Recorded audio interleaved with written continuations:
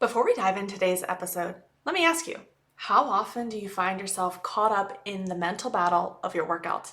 You know those moments when you're questioning whether you pushed hard enough or even if you should show up at all. Today we're talking about how to harness the power of your internal dialogue to not only stay consistent, also find strength and resilience in the process. So stick around, this one's sure gonna make a difference. Welcome back to Miles from Review, the podcast where we dive deep into unfiltered reality of fitness, strength training, and nutrition within womanhood and motherhood. I'm your host, Kat, founder of Cat Fit Strength. I'm a career strength and conditioning coach, entrepreneur, lifelong athlete, and a mom of 2 active boys. Today, we're exploring the topic that's crucial for all of us, especially busy moms, the mental side of fitness. You know, you're between school drop-offs, work meetings, and the endless to-do list, and finding the time and energy for your workouts can feel like an uphill battle. Trust me, I am right there with you. But what if I told you that the key to staying consistent and strong lies in the conversations you have with yourself? So let's dive in. So we're going to start with the power of the internal dialogue. As moms, our mental chatter can be relentless. Did I push hard enough? Should I have skipped today? Am I doing this right? But see, here's the thing. Your internal dialogue isn't just about being your own cheerleader. It can also help you make real-time decisions during your workouts and assessing those choices after with compassion. And that can be hard, and it doesn't always have to be. And I feel when I work with clients, I help them decode that. I'm able to ask them questions and help them get out of their head versus that, am I doing good or am I doing poorly, or becoming their own worst critic when they're looking at, should I push harder? Do I need a rest day? Or is this exercise right for me? One of the things that really helps me, and I uncovered this in the book, Do Hard Things, a brilliant book. I love it. I've read it through twice and I'll probably reread it again. There's a powerful concept that can change the way you approach your fitness, and it's called raising the floor to the ceiling. This means meeting yourself where you are at that day. I mean, you're a human being. You're not a robot. So there are going to be days where your energy and motivation are sky high and you can really crush any workout, any task that is set in front of you. And then other days, just showing up is a huge victory.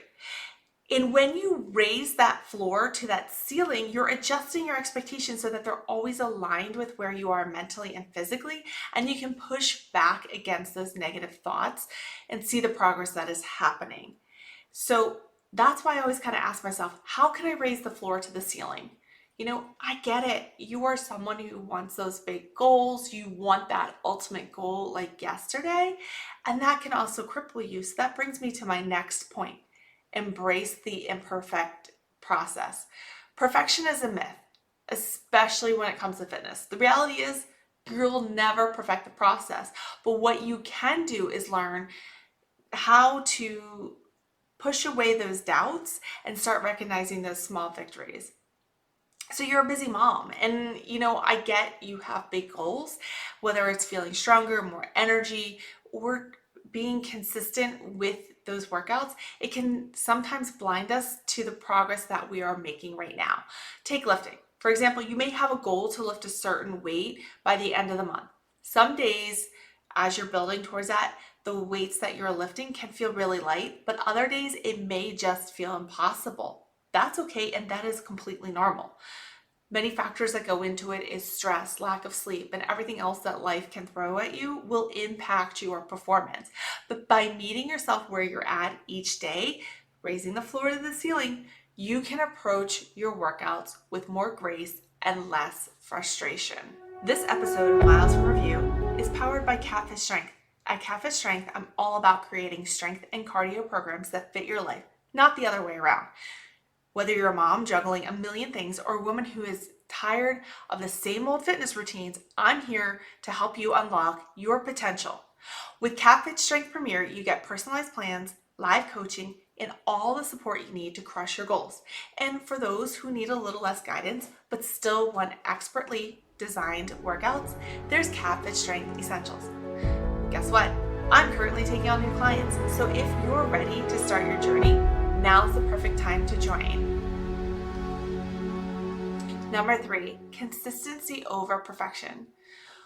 One of the unchanging truths about fitness is that the results are fleeting. You can't just hit a goal, then stop and never do anything else for it. To maintain what you have achieved, you have to keep showing up day after day. This is where the concept of raising the floor really comes into play. On those days when you're feeling low, rather than pushing for a perfect workout, focus on what you're doing and what you can do is going to help. Maybe it's a shorter session, a lighter weight, or even changing it up and doing a walk or mobility. The important thing is that you are showing up and keeping that habit, keeping that session there and alive. For busy moms, I really do feel this approach can make all the difference. It's understanding that not every workout will be your best, and that is perfectly fine. The key to consistency is staying in the game, even if some days feel like you're barely hanging on. It is okay. I've been there. And the truth is, you may have a little bit more of those days in the beginning than a little bit later on into the process when you know that showing up for 15 minutes versus a full workout is still going to be beneficial. Just because a workout felt easy last week too does not mean it will today. You're a human being, and I can't stress that enough. You're not a robot. Your body and mind are constantly in flux, and that's normal.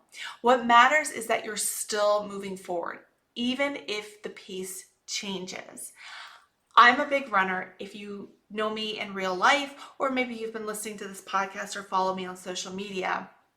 And one of the things that I tell myself is that forward progress is forward progress, and the finish line is one step closer if I just put that left foot in front of the right foot and keep moving forward. It doesn't matter about your pace.